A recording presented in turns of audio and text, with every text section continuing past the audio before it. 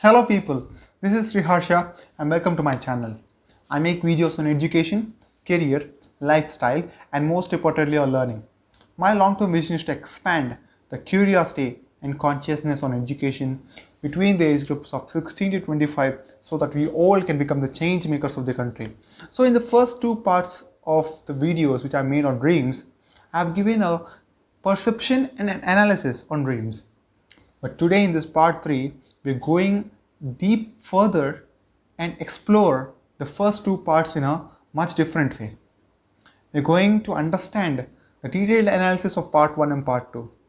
In case if you have any doubts regarding the concept of dreams and what I have taught in the first two parts, then you are in the right place. So if you are new to my video, if you're new to my channel, please watch the whole video completely. This video may be long, but this is going to be the most beneficial video if you're interested in dreams. So without wasting any second, let's move further.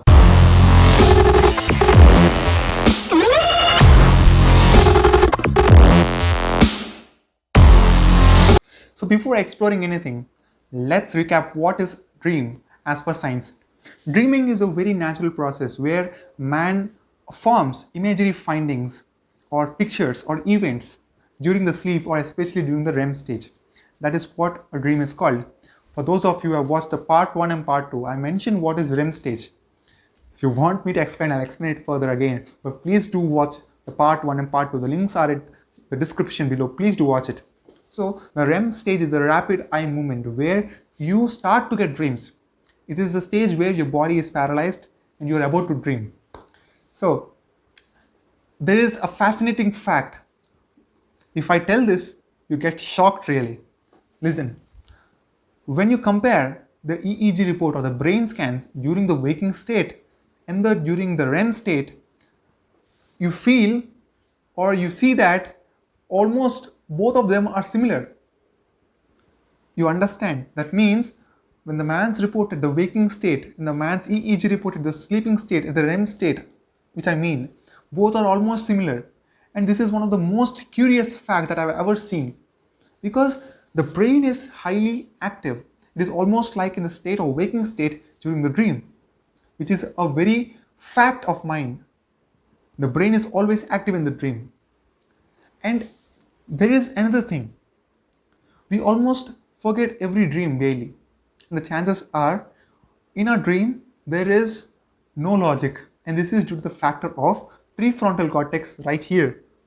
Right here. If I come much further, it will not be good.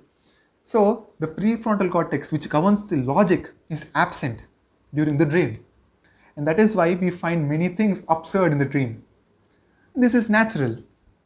And the most important thing, science has no answer or science has no proper interpretation on why do we get dreams, on why the dreams are like this or why is dream defined in this way. Science has no answer. Science has only interpretations of different theories. There are many schools of thoughts. There are people who have formulated many theories. Even we can form our own theories given that the assumption of people are approved. Theories are only approved when it matches with the experiences of the people. Why people accept a theory? Because it is applying to them in their own life, in their own practical cases.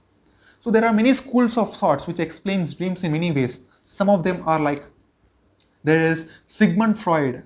There is Sigmund Freud school of thought where he explains that dreams are a part of unconscious desires. There is something like threat simulation theory, where your dreams warn about the future risks, potential threats that you can meet in your life. For example, if you're met with an accident, many people say that I have seen this. I know that I'll be meeting with an accident because I've got a dream during 6 a.m. in the morning that I'm going to meet an accident in the next week. So this is something fascinating. This is something different because people say so many things. People assume so many things. People create so many things, but we cannot write off everything. There are real things. There are happenings because these are experiences of the people given. So that is the second one. There is a theory called problems capacity. I mean, the capacity of problem solving will get improved in the course of dreams. For example, I'm a CS student and I go to articleship, and my main usage is Excel, Microsoft Excel. So during my dreams will help me to get a deeper understanding of Microsoft Excel so that I improve during the office hours. So we feel a lot strange if you hear that. But there are people who says that I have seen this question paper somewhere. I know this answer. I have seen this somewhere, but I'm not reflecting it properly. I don't understand why I seen this somewhere. This is something very, very close. This statement is quoted. If you heard that statement, you are not in a false propaganda, but ultimately this can be true, because your brain is helping you to understand different things, and during the course we don't focus so that we forget. That is one thing. And another thing is that there is this school of thought where it feels that there is no reason, there is no purpose on why we get dreams.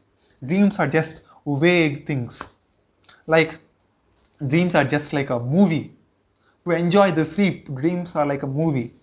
This is one school of thought. So there are different school of thoughts that cultivates different things, assumes different things, and give it to the people. And people, basing on the experiences, started to believe such particular thought of explaining an explanation of dreams. So, but the ultimate thing is the science which we think, the science which we understand regarding dreams is all filled with interpretations. The better the interpretation matches with the people, the best it regards. That is why there are some theories which are very good, but it is less practically applicable to the people and they are devastated. And there are many such theories which are just very common, but it applies to more people. For example, there are some theories which says that if you get a snake in the dream, this happens. If you get this animal in the dream, this happens. So there are theories that this comes, this happens. So people are a lot more interested on such things. So that's things which defies logic, but gets more attraction to the people. Those theories get formulated highly. So it's upon us. We can even form our own theories.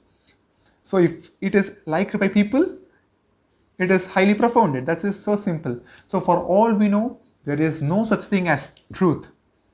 If you find it, understand it, analyze it, it is a perception. Truth cannot be stated in a single sentence. Truth can be experienced. When you experience, you cannot justify it with words because it is truth, it is eternal. Sigmund Freud was basically a physician. He is not a psychologist. The most important thing is a neurologist. In 1885, he went to Paris to pursue hypnosis. And in the field, during the research of psychology, he has done so many things. And the psychiatry which we know right now is unknown at that point of time. And that is the reason why I mention his name all the time. Because his experiments are to be regarded as highly influential. Because there is nothing to be known. There is nothing to be evolved, to be understood at that point of time. But he created an awareness about learning the brain functions, the brain scans on everything with a very low faculties. So, enough of history class. Let's move further. What does the psychoanalytic theory say? The psychoanalytic theory says that the childhood experiences and the unconscious experiences influence a person's behavior. What does the personality consume actually? It's the good one and the bad one. Every person has a good nature, every person has a bad nature. And the combination of the good and the bad is called personality. And every person has the hidden urges of desires, anxiety, feeling, emotions. And these make up a life for the unconscious. So, the theory interpreted by Freud is called the concept of libido. I have mentioned the term libido in the part 2 video, which I have said that libido is the center of the brain and it's the pleasure center. If you want to experience something, if you want to do something, it's because of the libido function. It is a pleasure function. The major function of the libido is that it governs the mechanisms of the mind. To summarize, it says the fixation point and the growth of the mind. To even summarize with an example, Let me tell you, we find lot of changes in a child at the age of 13, and after he comes and talk to us at the age of 14, we say you changed a lot, your personality has changed a lot. You mean you're not liking things that you liked before.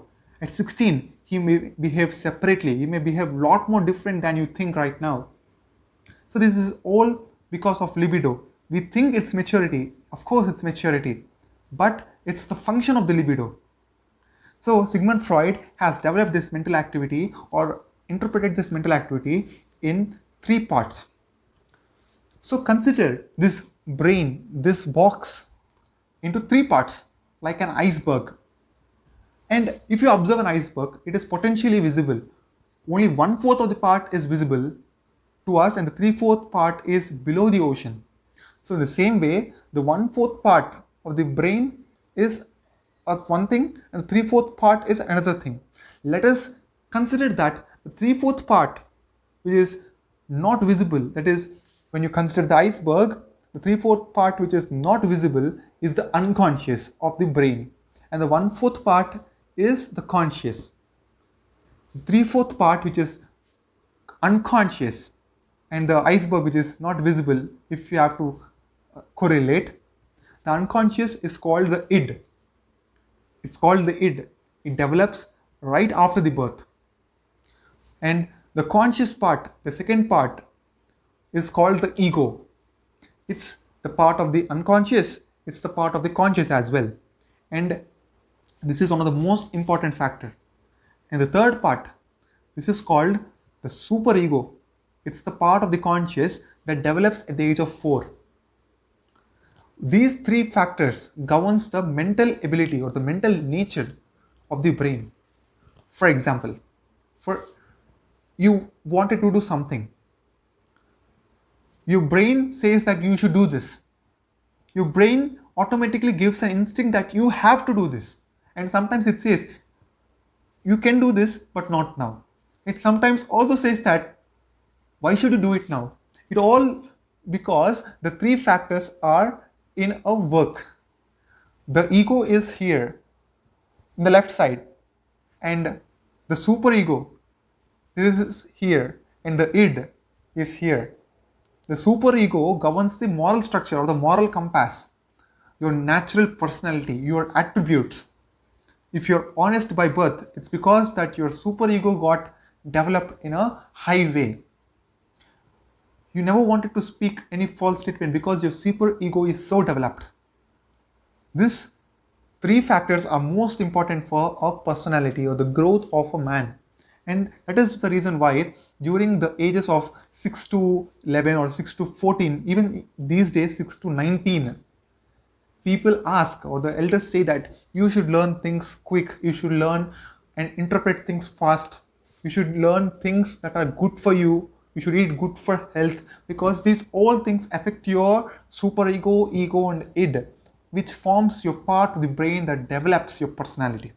So understand that we have to focus on a personality. How do we focus on the personality? By focusing on our moral structure, the ego and the superego. So that is the thing. When these three things, the superego, the id and the ego, get into a conflict, how does the conflict arises? For example, what is the pleasure center, the libido? This ego can also be termed as a long-term manifestation committee. Like, it always wants something in a long term. This id is there, right? It wants the short term. And the superego is there. This is the decision maker. This is the right way of interpretation according to me. Like, for example, you're having a lot of temperature. You're suffering with cold. Not corona, but cold. And you want to eat an ice cream right now. You want to eat an ice cream right now. Why this urge of eating the ice cream? It's because of the fact that your id is saying, your ego is saying, no, you don't eat it right now. Enough of ice cream. That's why you got a fever. Don't eat. So the decision is upon the superego, which is the moral structure. He says, you can eat. If you eat, you'll get more temperature. So don't eat. So it's the final decision. So this is how everything goes on. It's the very system of the brain that there's a decision maker that takes the qualitative outputs of both the inputs and it gives a proper answer. So fascinating our brain is. So when our desires get unfulfilled, these unfulfilled desires get suppressed. So these suppressed desires get formulated into the dream. So that is why people use dreams as a technique to find out that the people are in depression or people are in good mood or not. Majority of people say that getting nightmares frequently is a source that people are in depression. What kind of statement is that? I don't understand. But people are interpreting in that way. So as I said before, interpretations are left to the people. But ultimately it's our choice to make what interpretation it is suited for you. As we enter into the discussion of conscious and unconscious, let us specifically inspect about the elevated sense of lucid dreaming and how one can become an onironaut. So who is an onironaut? For example, if a person is a space traveler, he is called an astronaut. So if a person is a dream traveler, he is called an onironaut. Simple logic. So lucid dreaming is a process where the person is aware that he is dreaming.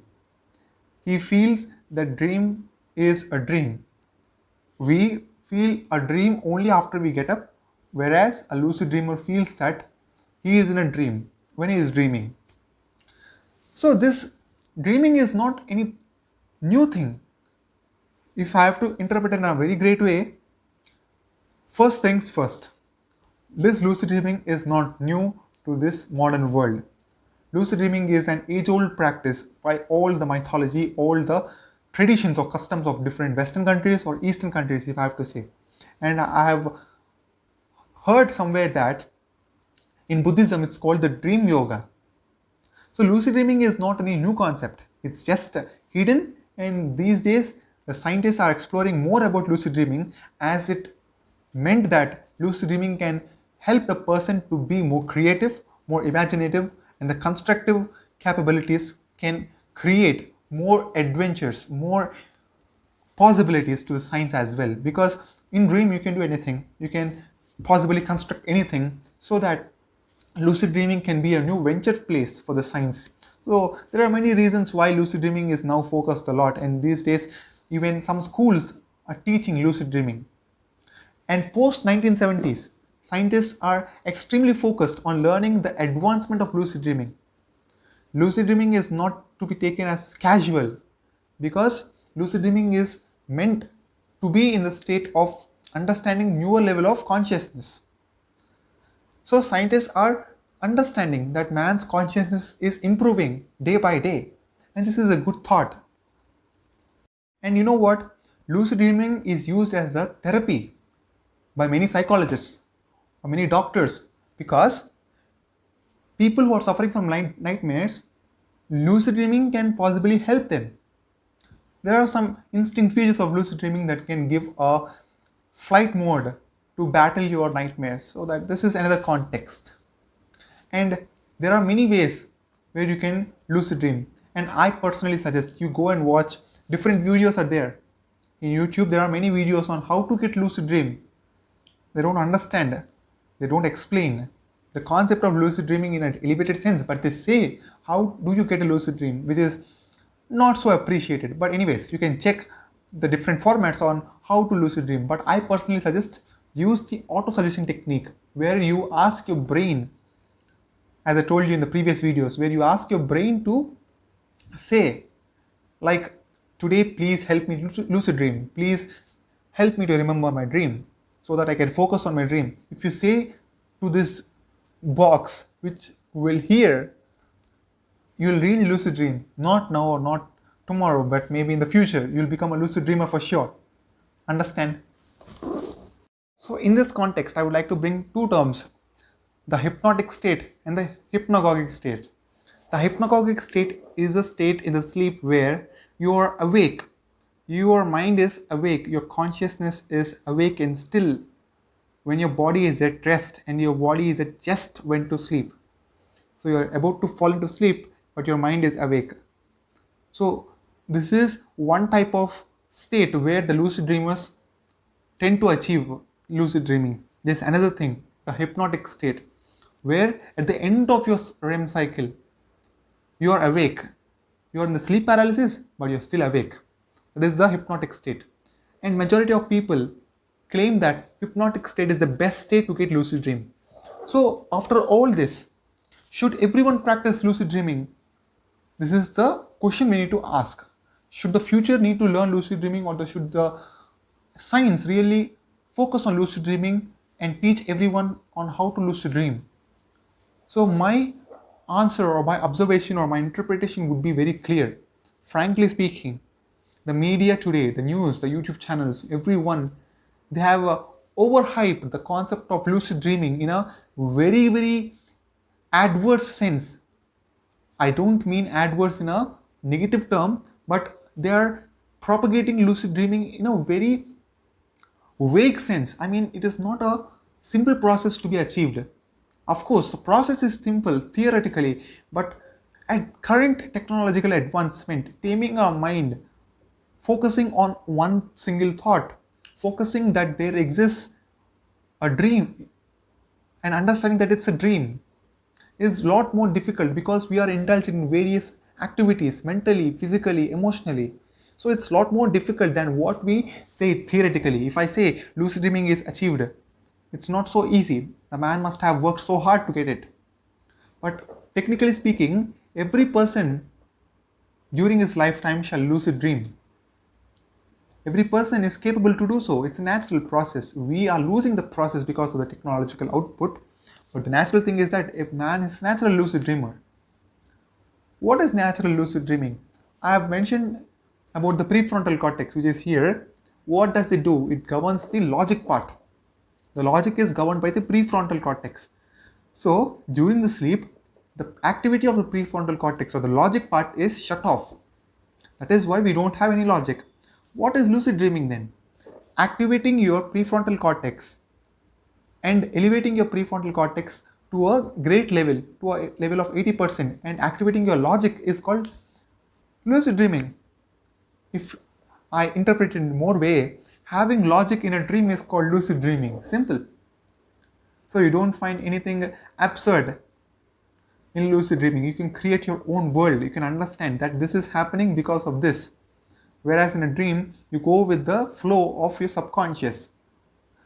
There are differences. That is why we need to understand the basic concept of anything before going into the real approach. And is this really true? Is this practically true? If that is the question, there is nothing like true or false. When a person is elevated to that point, when a person is recognized, realized, understood that there is beyond him, there is truth beyond what is his own belief, there is something like what is, there obviously exists. There's nothing like impossible, or there is nothing like unknown. For all we know is getting into learning. So this lucid dreaming can only be achieved to people who are deserved, rather than who focus on getting into lucid dreaming every time, getting indulged. If your brain is highly potential, if you are working on your brain skills, on your meditation, on your path, then obviously you can lucid dream. So basic things are that you should stay compassionate, you should stay loving, so that your brain stays healthy. When your brain stays healthy, it will obey you. Obeying your brain, you obey your brain and brain obey you. When your brain obeys you, you work like a great man. You work like a superman, in fact. So my only answer is, every process, every organization, every company, everything in this whole world has risk, has strength, has advantage. The better person, the intelligent person, focus on the advantages and the strength. The weaker person, focus on the weaknesses. Anything that is highly driven or morally used has disadvantages, has risk, has life threat. So it's fun to an extent. Lucid dreaming is only fun to an extent, but at the deeper level, it's a lot more difficult, a lot more to be achieved, a lot more to be understood. So before trying anything, first understand that your brain is your organization. You should obey it. and it will obey you, and further you become a great lucid dreamer if you want. So the next question, can we escape from this whole process of dreaming? Can we escape this process of dreaming? If that is the question, we should answer the first question. Can we escape from sleep, or do we really require sleep? If that is the question, my answer would be yes. We really require sleep. And why? Because sleep gives the state of harmony. Your body is potentially active during sleep, and your mind gets elevated into higher consciousness. And sleep is the only place where you lighten yourself in the darkness. So sleep is really required. And coming to the former question, can we escape from dreaming? And this question is answered by a man called Jiddu Krishnamurti. He is a world teacher, popularly known as the world teacher, and probably the greatest thinking mind ever. As per my knowledge, he is the greatest thinking mind ever. His whole life was meant to make people realize that the process or the life which we live, the conditioning or the influence which we live, is a barrier to our understanding or our realization. We should ignore this conditioning and we should form a life on our own to achieve freedom of life. So this is this whole life. Whereas coming to the question, can we escape from dreaming? During a seminar, a gentleman asked Jiddu Krishnamurti that, "Sir, do we really escape from dreaming, or are dreams necessary?" Jiddu Krishnamurti politely laughed and said, dreams are just a continuation of the waking state. Dreams carry your anxiety, fear, love, jealousy, honesty, discipline, work, everything into the sleep as well. So it's not any separate from what we feel the waking state. It's the continuation of the dream state. It's the continuation of the things happening in the waking state and the same things happening in the dream state. So when the things, if you feel that there is a separation of dream and the separation of waking state, he said that there is a disorder in our life. So the solution given by him is that when we achieve an order in life, order being a capability or capacity to observe the disorder, when we achieve that state, automatically, is there any chance that we distinguish between this is real, this is dream? There is no chance that we require a separate term called dream to interpret another process, because the thing is, it's the continuation of the waking state. There is no separation of dream and the waking if there exists an order in our life. And the reason why we separated there is something like dream and there is something like reality, according to Jiddu Krishnamurti, it was because of this disorder. How clearly he justified, hats off to him. For example, if you take his interpretation into consideration, what I have said in the part 2 video, if I'm just correlating, I have told that if lucid dreaming is to be understood in the real sense, that our dreamer is aware of the fact that the dreamer is dreaming in a dream, if that is the lucid dreaming, and if the man realizes that the same thing is happening in the real world, he feels that the whole world is itself a dream. And there is no more like, in fact, dream and real. This is a greater perception that is to be understood, elevated, not to be argued or not to be justified. That's what I feel. So, another question is that, why do we forget dreams? This is simple. We can easily justify this statement. Why do we forget dreams? For example, in our phone, we have something called cache memory, where we have a immediate memory that is used for recent apps.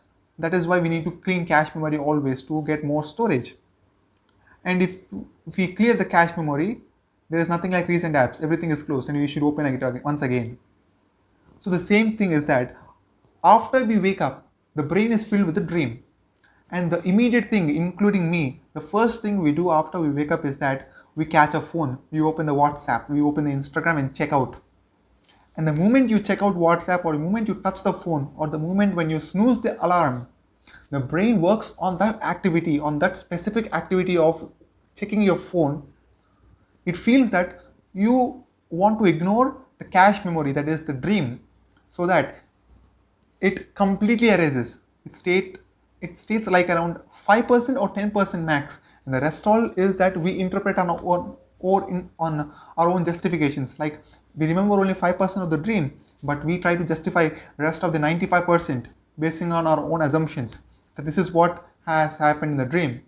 You know the basic outline of the dream, but you don't know what has really happened. You know something? Dream is just absolutely normal, like in the real world. You can feel, you can touch, you can have pleasures, you can do anything, you can rule a world in a dream. And the only thing is that we don't realize that it's a dream. We don't realize that it's a part of the life. We don't realize that it's a contributing factor to our body, to our mind, and we ignore such things. That is why when you start to ignore, why does the brain even care?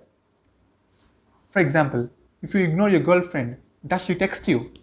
Of course not. The same thing. Try to ignore, that's it. You don't get your dream. If you try to obey your brain, if you try to reflect on your dream, obviously 90% chances are that you remember your dream. In the first video, I have mentioned that the best way to remember your dreams is try to have a dream journal where you write your dreams. For example, today night you slept and you had a dream. An immediate thing you do in the morning is take a book, write the dream. Whatever you know, whatever facts you know, whatever places you have visited in the dream, whatever persons you have met in the dream, everything, write it, jot it down. Do it for the next 10 days, 15 days, 30 days, and compare the dream cycles. How long you're getting the dream, how often you are remembering the dream, and what are the situations that you are erupting in the dream. And I have mentioned the schools of thoughts, and there you can analyze whether these dreams are threat dreams or risky dreams or like problem solving dreams, or what is this dreams trying to say. Then you can actually do the interpretation of dreams. This is how dreams are interpreted. Without understanding the cycle of dreams, without understanding the stigma of the real dream, essence of dream, we cannot interpret dreams. We cannot interpret a dream by just a single night. It's a whole process of research. And the last question for the video: do we really astral project during the sleep? This question is actually answered by a lady called Erin Pavlina, in fact. She is the author of Astral Projection Guidebook. She is actually an occultist. I mean, she does various forms of occult arts, and she is a natural astral traveler. And she had many experiences, and do buy that book in Amazon or any other website, because she had different experiences, and those experiences really excite us. If really wants to read a fantasy story, her book, which is a non-fiction, but it's a great story to read. So, keeping that aside, so do we really astral project?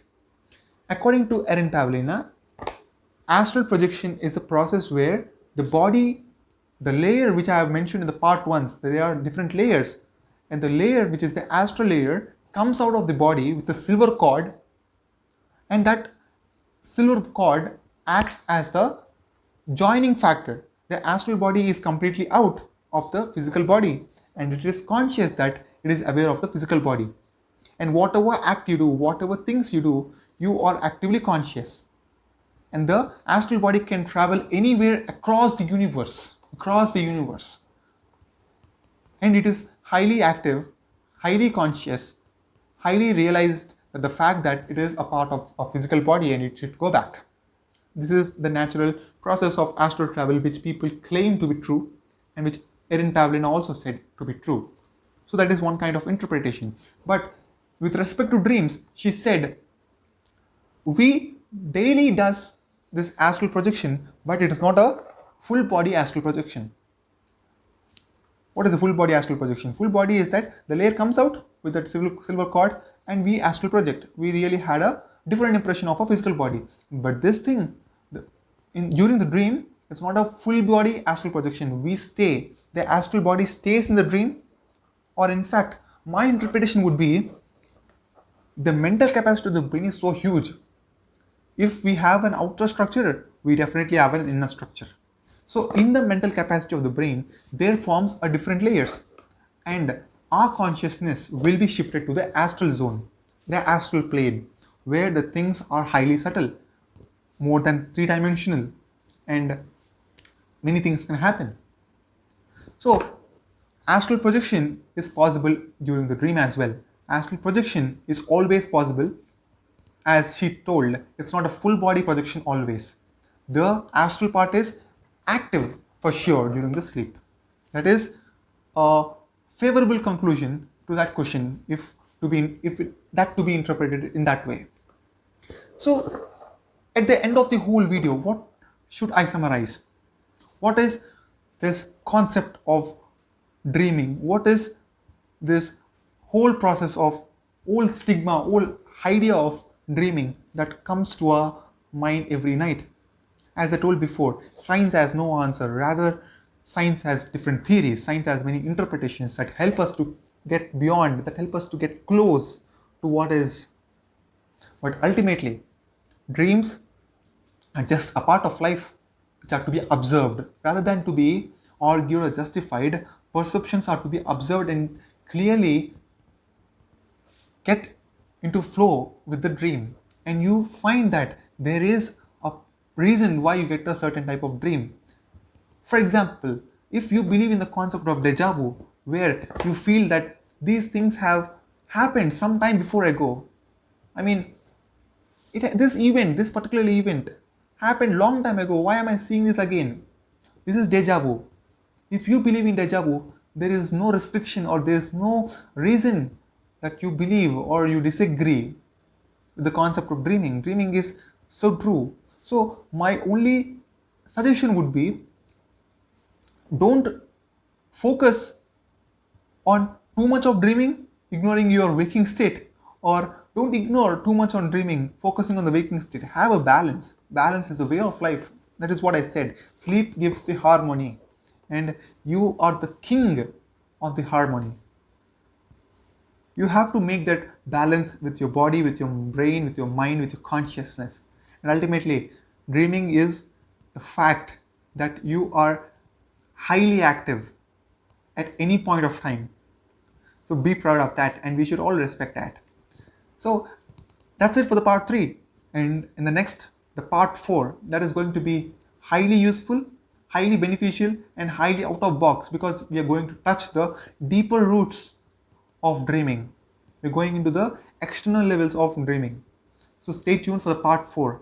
And if you like this part 3, please do like it, share it, and subscribe to my channel. It would really help me to get more close to you. Please do comment also. Please do comment on what parts you like or what things you agree, because it will help me to connect the dots and give a better interpretation in the future, because this is all for the future. The things that are to be done now are the things that are to be seen in the future. That is what I believe. Staying at present is necessary, but staying at present is what we see in the future. So please do support me, please do encourage me, please do help people, please do love, please do spread positivity. So that's it for now. See you. Lots of love. Bye.